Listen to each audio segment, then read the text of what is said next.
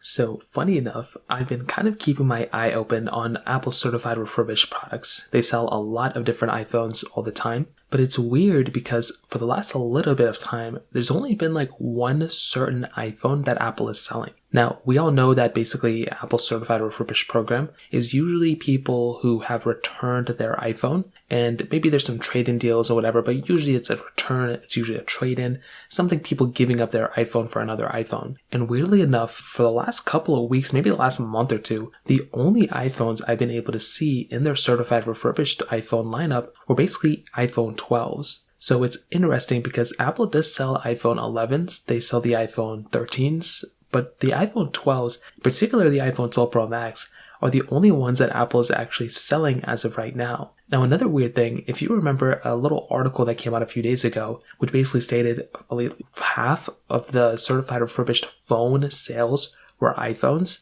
and that is a very interesting benchmark because what Apple's trying to do now, I think, is that they're going to try to sell off as many iPhones as they can. They want to be the dominant market share. They are almost close to having half the, basically almost half the iPhones sold, half the phones sold on the certified refurbished market as theirs. And they're at like 49%. So Apple's going to start ramping this kind of stuff up. But why are so many people in particular selling off or trading their iPhone 12s right now? Last year was like the iPhone 11s. Right now it's the iPhone 12s. And I think the reason for that is because typically every person who has an iPhone, I feel like they keep them for about 2 years. If you've taken a look, a lot of phones back in the day, you remember there was like 2-year contracts and things like that. Nowadays, they don't really have it, but they do pay off the phone over, the billing cycle. That's kind of how a lot of phone manufacturers do it now and a lot of cell providers. So because of that, I would say after 2 years, they typically will have that phone in their possession and maybe they'll want to upgrade, but they usually own that phone outright. So what they usually do is just sell off that iPhone and then pretty much move on.